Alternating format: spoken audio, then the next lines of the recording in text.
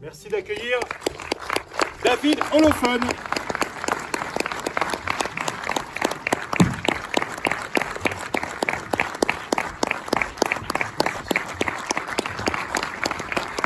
Vous pouvez continuer à applaudir Louise Amalric, la distributrice du pacte, qui nous permet de faire cette rencontre.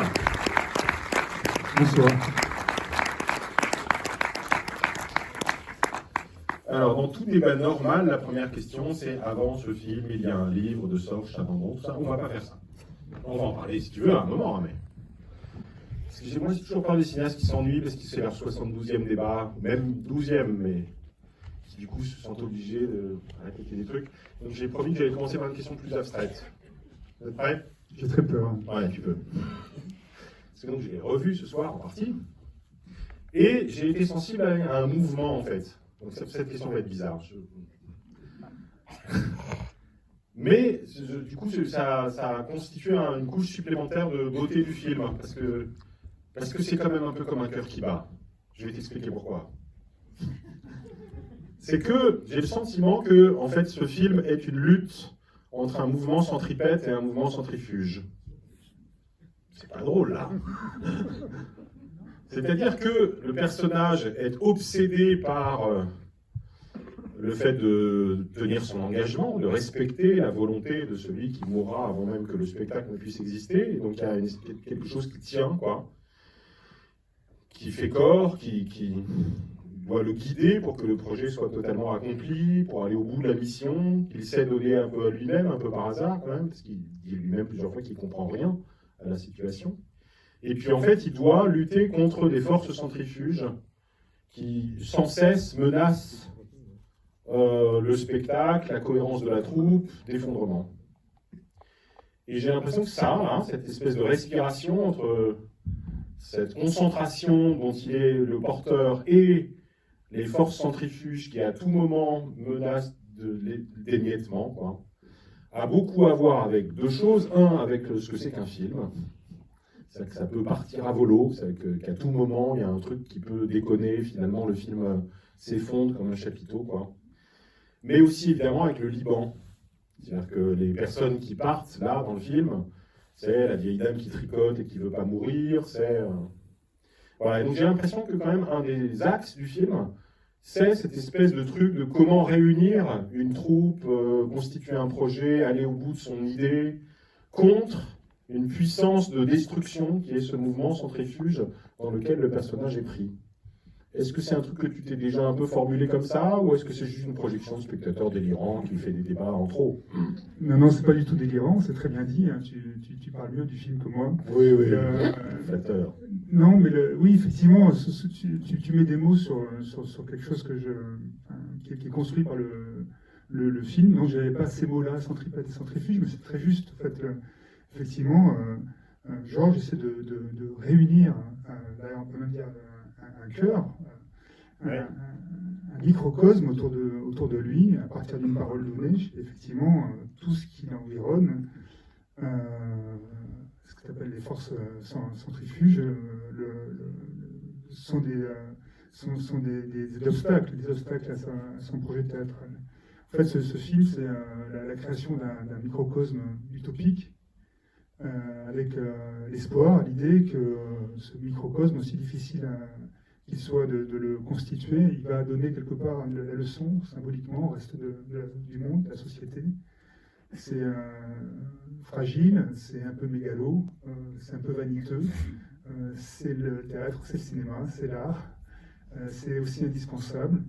Malheureusement, c'est pas ce petit microcosme de pureté utopique qui donne la leçon même symboliquement au reste de la société. C'est au contraire tout ce qui l'entoure, qui est la guerre en l'occurrence, qui a une force corruptrice terrible, qui je pense est le sujet du film, qui malheureusement va venir s'immiscer dans ce microcosme de pureté, et qui va venir détruire toutes les relations humaines, toutes les intentions, aussi belles soient-elles, etc.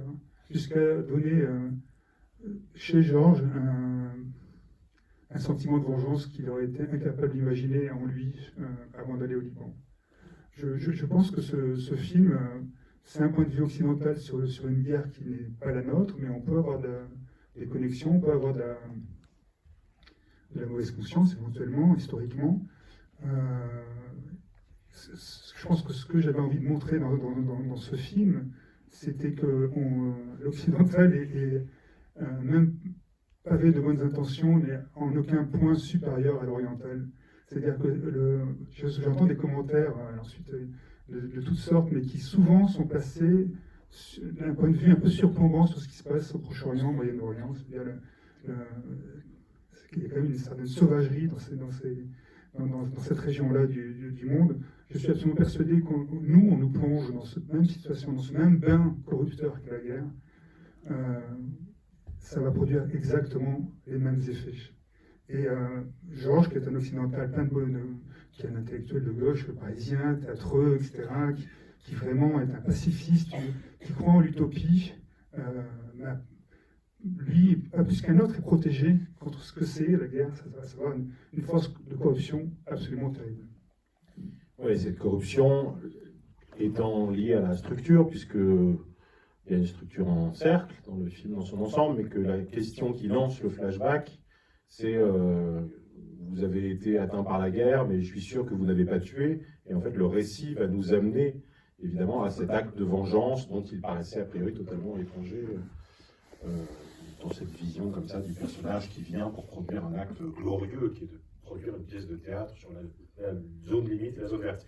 Moi, si j'avais écrit un texte sur ce film, j'aime bien faire des textes virtuels, il n'existe jamais, hein. Même s'il me dit à la fin, ce serait bien que tu t'y mettes, je ne le ferai pas, mais je l'appellerais faire avec. Parce que pour moi, c'est ça la mission de l'homme de théâtre, quoi. C'est de faire avec dans les deux sens du terme, c'est-à-dire à la fois faire avec les autres, et là avec toutes les communautés, avec les représentants de chaque communauté, donc de faire corps, de faire groupe, mais aussi dans un autre sens qu'on voit pendant les scènes de répétition, c'est-à-dire concilier avec le réel, quoi. Et donc, effectivement, quitte à réécrire le texte d'Anouilh, quitte à penser que finalement, c'est peut-être pas grave si elle meurt pas à la fin, et avec cette intervention d'actrice qui dit « mais tu veux pas carrément que qu'Antigone survive, quoi ». Enfin, et donc, pour moi, le film, il est aussi dans cette tension-là, dans cette volonté, effectivement, de se préserver du réel, et puis, en fait, dans la nécessité de ces compromis qui, d'une certaine façon, sont inéluctables pour que, malgré tout, la pièce avance. Et l'une des forces et l'une des audaces du film, et c'est quand même pas rien de dire ça, c'est qu'en fait, on pourrait être dans un film à l'art, je dis souvent ça, parce que c'est un tel schéma de construction, mais on vous raconte une pièce qui part très très mal, il y a plein d'inconvénients, plein d'obstacles, et puis en fait, il va y avoir le moment d'unité absolue, qui est la représentation, évidemment, triomphale. Enfin, voilà, le cinéma américain est entièrement fondé sur cette idée-là, dans un mouvement convergent, comme ça, qui va vers l'unité. Voilà. Or là, le film, d'une certaine façon, et c'est pour ça que j'ai pensé aussi à ce rapport centripète-centrifuge, il ne fait pas du tout ça. C'est-à-dire qu'il y a un temps de tension où on va quand même, malgré tout, vaincre certains des obstacles, sauf qu'au moment précis où on devrait être dans une logique qui tend vers la représentation, tout s'écroule en fait. Et là, on bascule vraiment dans la domination de la guerre sur l'art. Alors deux remarques sur ce que tu viens de dire. La première, c'est faire avec, effectivement. C'est vrai que cette scène dont tu parles, où Georges fait une concession, propose que celle qui doit se suicider ne se suicide pas c'est exactement ce qu'on fait au cinéma, encore plus qu'au théâtre, parce que je pense qu'il y a plus d'interlocuteurs, plus d'argent, plus de contraintes, etc. Il y a beaucoup de moments dans le film, ou même la façon dont Georges dirige les comédiens, où j'ai l'impression, enfin, c'est une mise en abîme. Je pense même Laurent Lafitte s'est amusé, même peut-être à prendre certains de mes mots, moi je dis pas un comédien qui joue faux. Je dis, ça chante un peu quand tu parles. Donc il y a beaucoup de mise en abîme dans ce film, d'autres qui sont peut-être plus profondes, parce que moi j'ai vraiment été dans les pas de Georges. Je suis tombé sur ce texte de Sanche Chalandon. C'était pas une lecture pour trouver un projet, c'était une lecture de plaisir. J'ai pris un coup de poing dans le ventre, et c'est seulement après que j'ai eu un coup de fil d'une productrice qui proposait de l'adapter, de le réaliser, qui venait d'acquérir les droits. Et moi, je ne m'étais pas dit en lisant le texte qu'il y avait une adaptation possible. Pour moi, c'était vraiment trop compliqué à fabriquer. Un film au Liban, personne ne s'intéressait au Liban à l'époque, il y a quelques années. années 80, enfin, ça me semblait impossible à faire. Et quand j'ai vu qu'il y avait une productrice qui était sérieuse, qui pensait que c'était possible, moi je me suis embarqué tout de suite. En attendant, je suis parti au Liban, je ne connaissais pas ce pays. Je me suis retrouvé, comme Georges, à faire des castings avec ma petite caméra, etc. Et à vouloir faire effectivement réunir une troupe dans toutes les communautés. C'est-à-dire faire comme Georges. Pas m'appuyer, par exemple, uniquement sur la communauté chrétienne, qui est peut-être la plus riche en comédiens, etc. Donc aller voir les Druzes, les chiites, et ainsi de suite. Ensuite, les repérages, les discussions avec les uns et les autres. Donc, pendant un certain temps, j'étais vraiment dans les pas de Georges dans la fabrication du film. Et ensuite, dans les faire avec, dans les compromissions, en fait, c'est pas des compromissions, c'est quand on fait du cinéma, on choisit ses batailles. On essaie de déterminer qu'est-ce qui est le plus important, et on lâche parfois, on fait semblant de lâcher, ou on lâche complètement sur les choses qui sont moins importantes. On peut pas gagner sur tous les plans. Et c'est ce qui se passe pour Georges dans le film. Ensuite, sur la construction scénaristique, effectivement, elle va totalement à l'encontre du cinéma américain classique, qui est la définition d'un obstacle et qui est la résolution de l'obstacle pour être très... Exemple, Sister Act. C'est un bon exemple de scénario type. C'est construit de façon assez différente, c'est d'ailleurs pour ça que ça s'appelle le quatrième mur. Le quatrième mur étant cette notion théâtrale, ce mur invisible qui sépare au théâtre la scène du public, le lieu de l'illusion du réel. En fait, moi j'ai vu ce personnage, ce livre d'abord, puis ce scénario comme Antigone, c'est Georges. C'est un personnage au départ réel, metteur en scène, qui a affronté des problèmes tout à fait réels de fabrication, en l'occurrence de mise en place d'un projet théâtral. Et effectivement, au bout d'un moment, il a convaincu les gens de prendre des risques pour lui. Ils se sentent complètement obligés de continuer sous peine de plus pouvoir se regarder dans la glace. Enfin, il y a des gens qui ont risqué leur vie pour lui. Il ne peut plus reculer, il ne peut plus dire c'est trop dangereux, je rentre à la maison. Et il va progressivement, avec les événements que vous avez vus dans le film, se transformer en Antigone, à savoir celui qui refuse de faire le pas en arrière, qui refuse d'être raisonnable, jusqu'à, contrairement à Antigone, c'est la différence, jusqu'à tomber, c'est-à-dire tomber de son humanité, ôter la vie de quelqu'un. Et à partir de là, tout ce qui lui reste, on reste dans le tragique, tout ce qui reste à faire, c'est appliquer les recommandations qu'il disait à ses comédiens quand il donnait la différence entre drame et tragédie, c'est-à-dire qu'il leur disait il n'y a pas d'espoir dans la tragédie, il faut vivre comme des rois et surtout mourir comme des rois. Et c'est ce qu'il fait à la fin du film, comme un personnage tragique, comme Antigone. Donc effectivement, on ne va pas du tout... On va être passé par la figure de l'aveugle, qui est aussi très marquée par la tragédie grecque. Tout à fait. Donc on n'est pas du tout effectivement dans un scénario où on va vers vers la résolution de l'obstacle, mais on passe le quatrième mur, et c'est un personnage qui devient lui-même le personnage qu'il était censé mettre en scène, ce qui est assez différent. On parle bien, hein. Ouais. Qui veut poser la première question ou émettre un avis? Bonsoir, je voudrais savoir, j'ai deux questions. Bon, alors, je voudrais savoir, est-ce que c'est tourné en ordre chronologique? Non. Non, pas complètement dans l'ordre chronologique. Pourquoi? C'est très difficile à faire dans un tournage de tourner dans l'ordre chronologique. Je l'avais fait sur mon film précédent, mais là, c'était pas possible de le faire, pour des raisons de temps de tournage, etc. C'est-à-dire, il y a toutes les scènes qui sont... par exemple, les scènes qui seront au début et à la fin n'ont pas été tournées... la scène du début n'est pas tournée au début. La scène de char au début, par exemple. Okay. Et je voudrais savoir le budget du film. Le budget du film... je ne le connais pas moi-même, enfin, c'est pas un gros budget.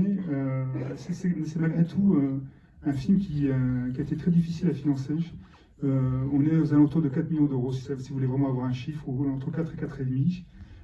C'est peu. C'est peu. Et ça a été possible parce qu'on a tourné le film au Liban. On n'a pas tourné le film au Liban pour des raisons économiques, mais parce que je tenais absolument à tourner à Beyrouth ce film. Le film aurait coûté plus cher si on avait reconstitué le Liban, comme le font beaucoup de films, au Maroc par exemple. Moi, c'était absolument inimaginable de faire ça. C'était d'ailleurs une condition sine qua non pour moi pour faire ce film, c'est qu'il soit tourné à Beyrouth. Et je crois que c'était très important pour le film. Déjà, il s'appelle Le Quatrième Mur, et que ça parle donc de la porosité entre l'illusion et le réel, et qu'on était censé représenter une guerre des années 80, et tous les impacts de balles, les destructions, les maisons que vous voyez par terre dans le film, ce ne sont pas du décor, c'est du réel. C'est les stigmates de la guerre qui s'est terminée en 90 qui sont encore visibles dans la ville. Et ça, c'était très important pour moi de le faire. Et quand je dis ça, je pense vraiment à l'équipe libanaise qui, avec les moyens du cinéma, a fait nos meilleurs efforts pour représenter une guerre des années 80. Et cette équipe majoritairement libanaise, quelques mois plus tard, ils se sont retrouvés exactement dans le réel, dans les situations qu'on avait fait pour le cinéma. C'est-à-dire le bombardement de Beyrouth, le bombardement d'hôpitaux, etc. Donc ça, c'était très, très troublant pour moi et pour tous les participants de ce film. J'ajoute, pour poursuivre la réponse à la question, après je te donne le micro, que Serge Chalandon raconte qu'il rêvait que ce film se fasse après son livre, qu'il avait envie que ce livre-là soit adapté. Ça n'est pas le premier des films qui sont tirés de ses livres, mais qu'il s'était dit que c'était impossible parce que ça coûterait beaucoup trop cher et parce qu'on ne pourrait jamais le faire au Liban. Donc, il existe, il s'est tourné là-bas. Il avait eu plusieurs demandes d'adaptation, y compris, effectivement, pour un tournage au Maroc, qui était supposé représenter une action en Iran. Voilà, et le projet ne s'est pas fait, et si j'ai bien compris, il est très content du résultat. Je tiens le chapeau, en tout cas, à la productrice, qui s'appelle Christine Roussel. C'est un film très difficile à financer. La première fois qu'on s'est parlé, c'était il y a 8 ans et demi. Voilà, le coup de fil dont je parlais tout à l'heure a eu lieu il y a 8 ans et demi. On n'a pas trouvé assez d'argent en France, on est allé chercher en Belgique, au Luxembourg. On a attendu, on a insisté, et on est passé dans un trou de souris entre l'explosion du port, qui est un événement tragique à Beyrouth, et le réenclenchement de la guerre. Il avait fini avant le 7 octobre, le tournage. Le tournage était fini avant le 7 octobre. On a tourné en septembre 2022. Autre élément très troublant, c'est qu'en septembre 2022, au moment où on a tourné par exemple, la scène qui représente l'entrée dans les camps de Sabra et Shatila, dans le massacre, on a tourné coincé entre deux commémorations des massacres qui avaient eu lieu exactement 40 ans avant, avec la figuration palestinienne, des gens qui avaient connu ces événements tragiques, ou dont les parents avaient connu ces événements tragiques. Je pense que c'était la scène la plus difficile à tourner de ma vie. Et là aussi, le passé et le présent se mélangeaient, et le réel et l'illusion se mélangeaient complètement. Et le quatrième mur, ce jour-là, il portait bien son nom. Bonsoir. Moi, je voulais dire que j'ai beaucoup aimé les scènes qui étaient tournées, les scènes d'interview là, qui étaient tournées par Georges lui-même avec son caméscope, avec l'espèce de fil de vieilles vidéos des années 80. Ça donne vraiment une espèce de sensation de souvenir qui s'efface. Et c'était quelque chose d'ailleurs qui était qu'on sentait beaucoup aussi après la mort de Iman, quand on voit en très gros plan ces vidéos-là. Et du coup, je me demandais qu'est-ce que vous avez voulu faire, qu'est-ce que vous avez voulu dire avec ça, et aussi est-ce que vous les avez filmés avec une vraie vieille caméra ou alors c'est juste un filtre? Merci beaucoup déjà pour le commentaire et puis pour la question. Alors on a réacheté, on a trouvé une caméra des années 80. C'était le début des caméscopes, et donc on a tourné avec une caméra d'époque qu'on a dû réparer et qui fonctionne à l'ancienne. Effectivement, c'est plus du tout les mêmes systèmes, là, donc c'est avec des pixels divisés en 3 couleurs. Et on a les images là, après la mort d'Iman dont vous parlez, on les a filmées avec un téléviseur des années 80 aussi, où on a mis les images du caméscope. Et on a filmé effectivement ce qui se passait en faisant des très très gros plans. ce qui se passe dans les pixels. Il est une façon là aussi de parler de ce que c'est l'image, de ce que c'est l'illusion.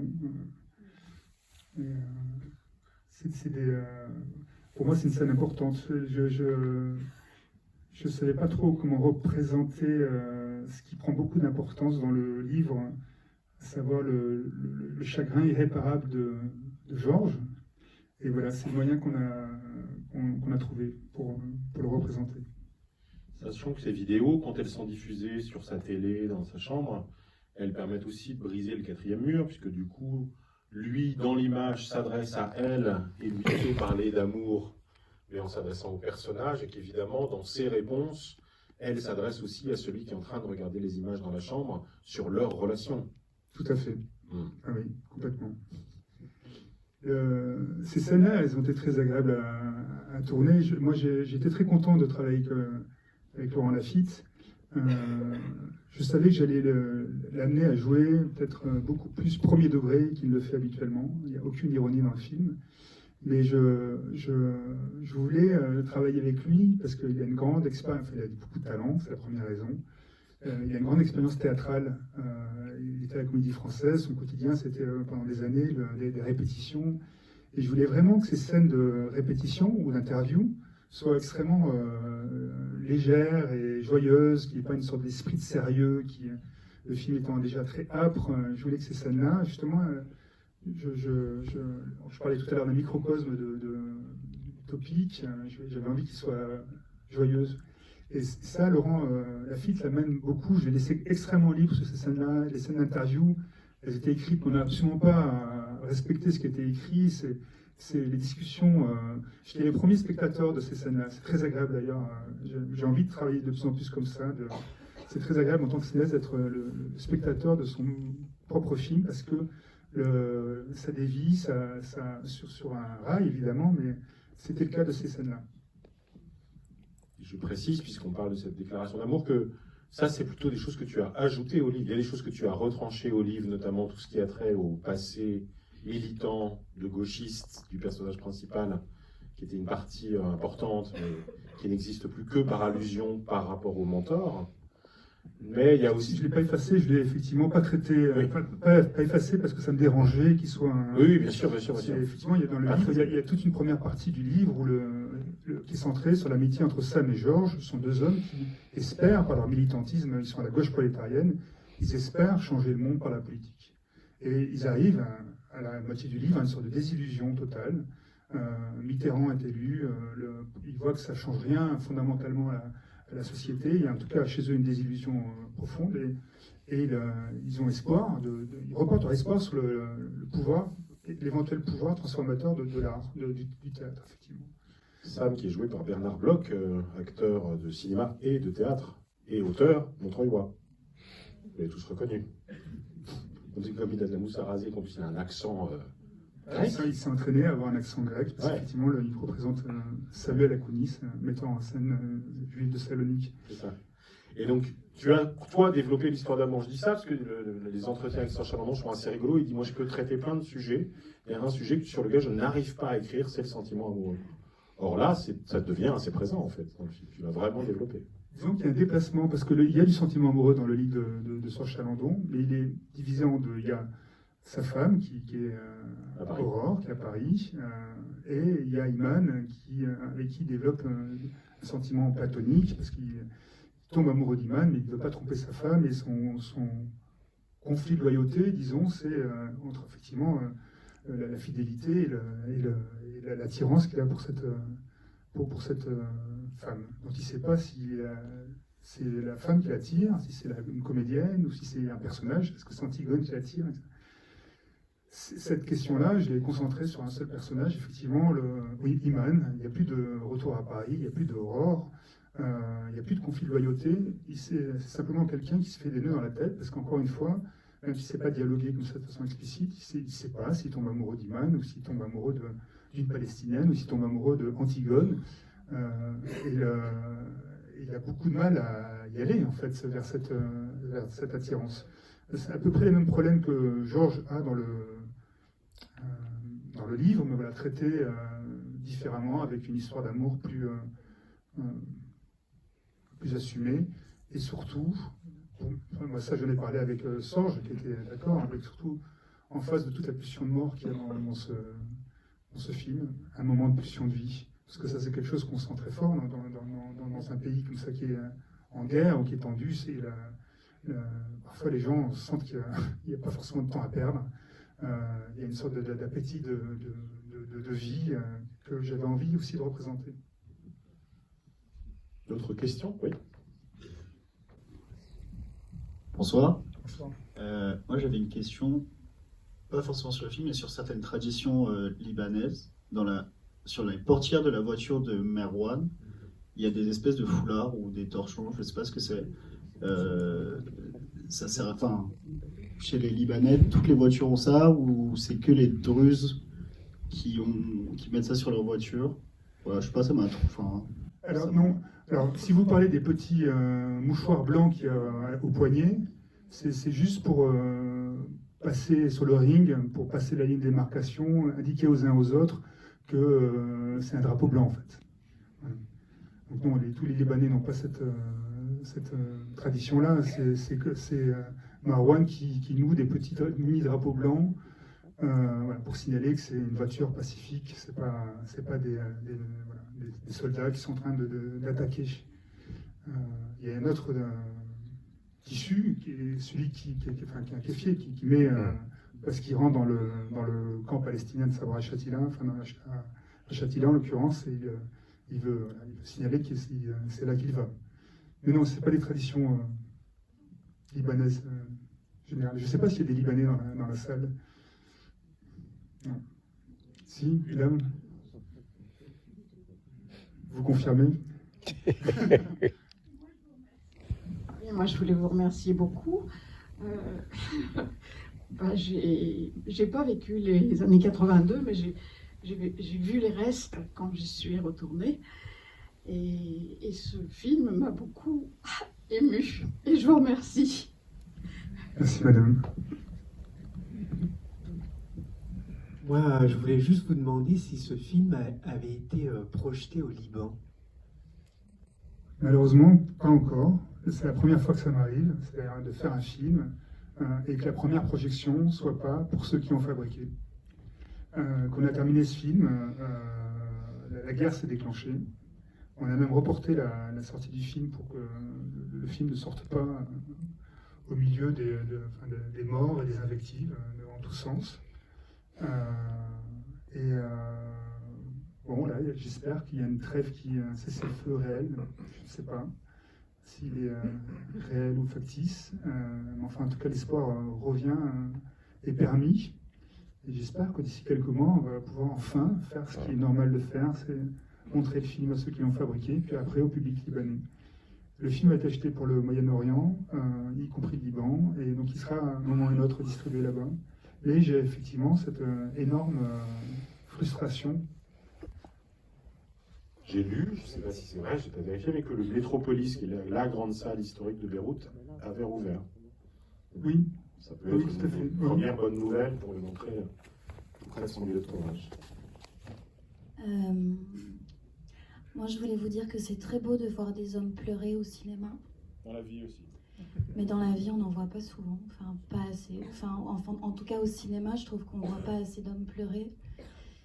Je voulais aussi vous dire que la manière dont vous avez entouré l'homme français du film est très très belle. Tous les acteurs sont très touchants, bouleversants. Et puis, c'est un très beau film.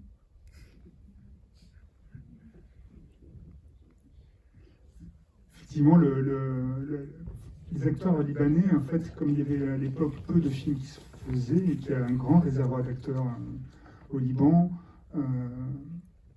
même pour les rôles qui peuvent paraître les plus petits, moi j'aime pas cette expression d'un petit rôle, mais enfin en tout cas il y avait des comédiens extrêmement solides pour chacun des rôles de la troupe, y compris les plus petits rôles de la pièce de théâtre, les gardes, les chiites, etc. La dame qui tricote, c'était une grande comédienne libanaise.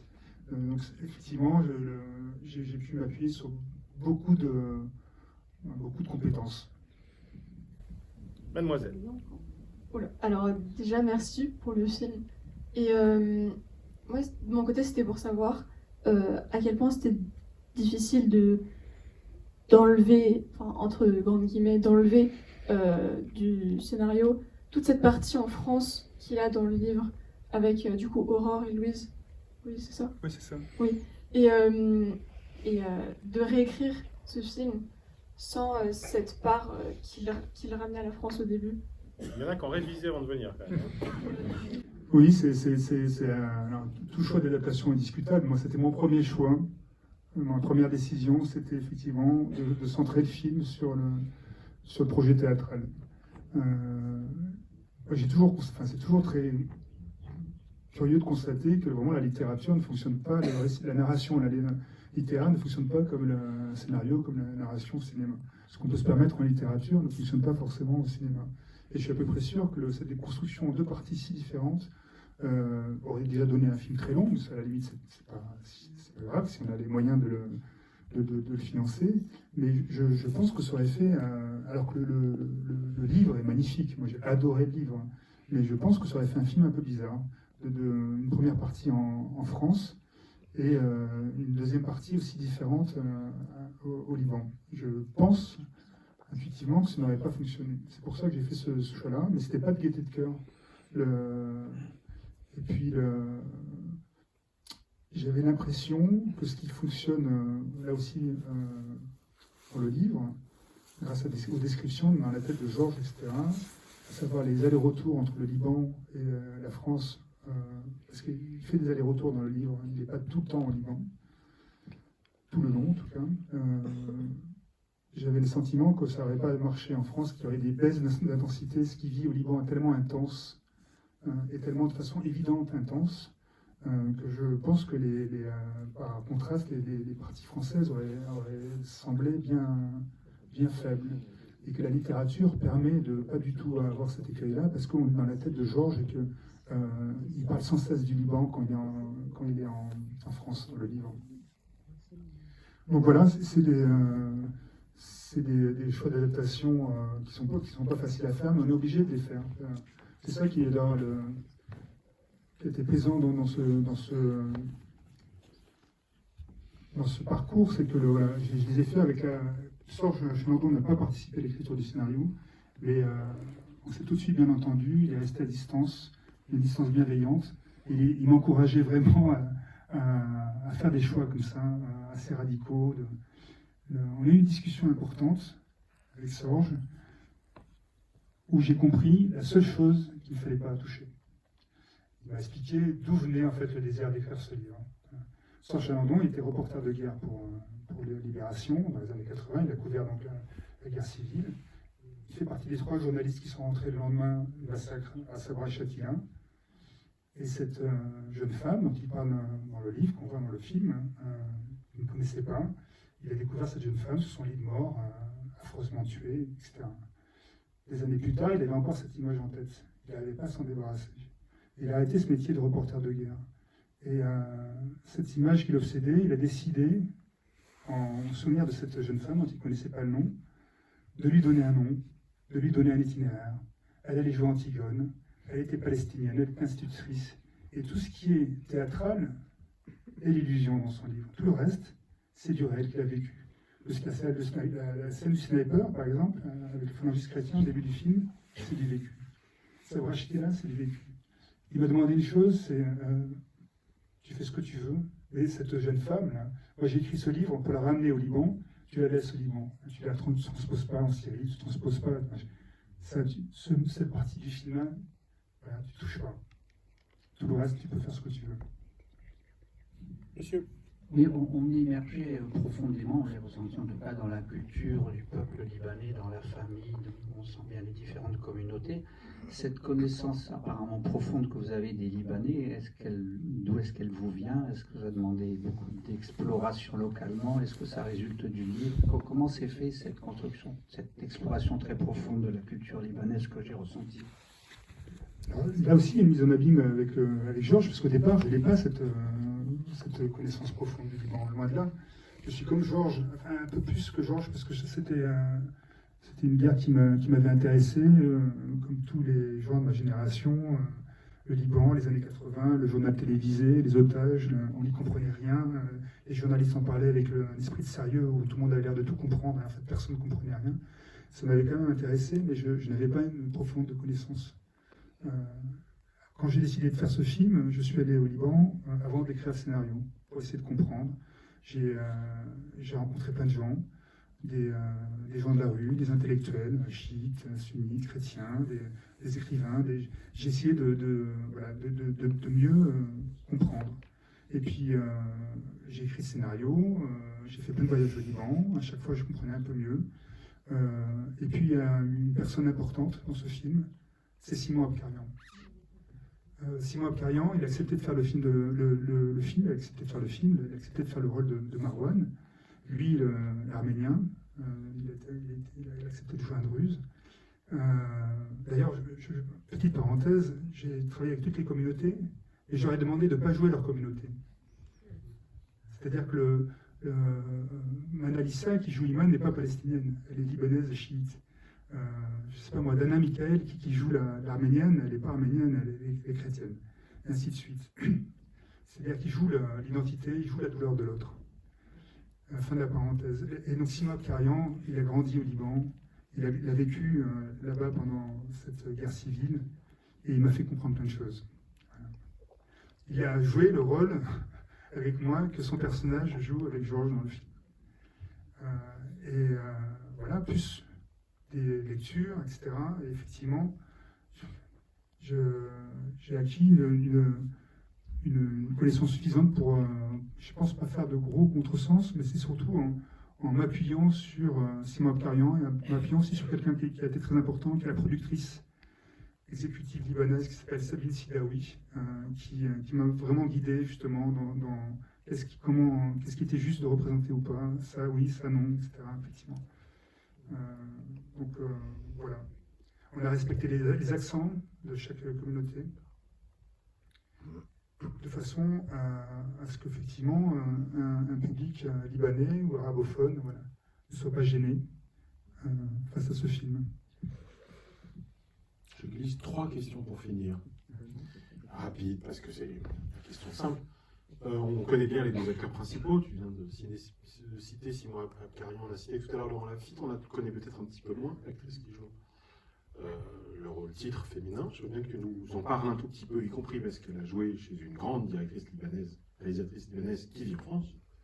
Je veux bien que tu nous dises un tout petit mot de l'usage de la musique, qui est quand même important pour créer cette tension permanente, et puis de l'usage des langues, parce que tu fais ce choix, qui peut être assez audacieux, de laisser des personnages s'exprimer dans leur langue sans sous-titres pour nous. Et évidemment, ça fait partie là aussi d'une forme d'exigence et en même temps de générosité avec le spectateur. Manalissa, le nom de cette très belle actrice.